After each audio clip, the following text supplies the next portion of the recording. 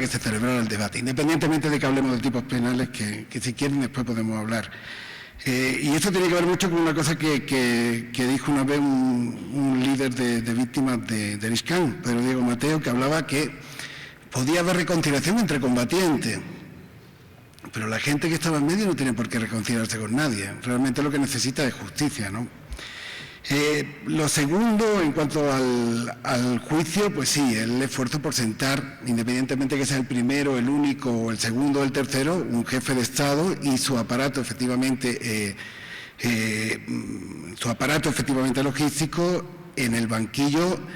para efectivamente debatir sobre la existencia o no de genocidio en Guatemala. Y eso a pesar prácticamente de los intentos de una defensa que en vez de rebatir efectivamente el tipo penal o la autoría efectivamente de estos señores, lo que se dedicó a intentar paralizarlo a través de incidentes, apelaciones, amparo, reamparo y cualquier tipo de argucia legal que, como bien decía Alejandra,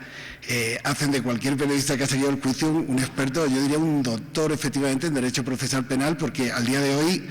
he hablado con gente, por ejemplo, magistrados de España, por ejemplo, magistrados noruegos también, y es que imposible explicar efectivamente el laberinto en que se metieron. Después una cosa que me parece muy interesante, pero también por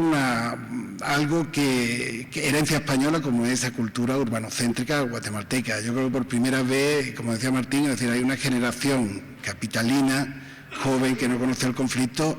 que ha conocido de primera mano efectivamente las atrocidades que se cometieron, vuelvo a repetir, contra población civil no combatiente, y que nunca, por cierto, y eso es lo que más me llama la atención, es decir, nunca fue negado por la defensa de los acusados. Es decir, no olviden eso, no hubo en ningún momento un intento de rebatir lo hecho, porque nunca lo hubo, no hubo ningún intento de argumentar la no autoría o el problema de autoría intelectual que había, sino que se centró en otro tipo de estrategias de defensa bajo mi punto de vista lamentable. Y eso me lleva al cuarto punto que veo muy importante en cuanto a si este país es el mismo. Miren, para los que nos dedicamos a esto, no es el mismo. Lo que sí hemos constatado es que el sistema penal colapsa cuando se le sabe presionar. La joya de la corona del sistema penal, que sigue siendo el sistema de mayor riesgo, incluso colapsa en el momento que lo obligas, ya les digo, más de 79 resoluciones de diferentes tribunales, salas de apelaciones, Corte Suprema, Corte de Constitucionalidad, vuelve al juzgado A, el juzgado A dice que le toca al B, es decir, tarde o temprano el sistema colapsa. Esto que le estoy diciendo pues nos sirve de lección aprendida para algo que dentro de poco vamos a ver con otro de los casos llamados de alto impacto y que tengo la sospecha efectivamente que va a ir por el mismo lado. En cuanto a los argumentos, quiero decir, yo he sido abogado defensor,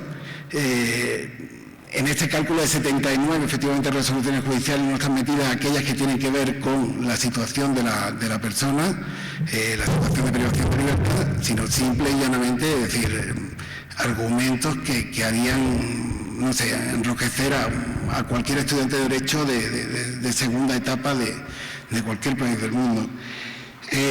Otra cosa, y esto es importantísimo, que gracias por cierto a también artículos como los de Plaza Pública, yo creo que por fin todo el mundo las cartas las ha puesto encima de la mesa. Es decir, crímenes de esta naturaleza, como pueden ser crímenes de guerra, crímenes de lesa humanidad, genocidio, implican, como ya señaló el Tribunal para la Antigua Yugoslavia, una serie de participaciones necesarias en el mismo que van más allá de efectivamente meter un machetazo. Es decir, quien financia los machetes, quien trae los machetes, quien apoya los machetes, es una explicación un poco burda, pero yo creo que puede servir para explicar la naturaleza, vamos a llamarle pluripersonal, de un delito de esta naturaleza.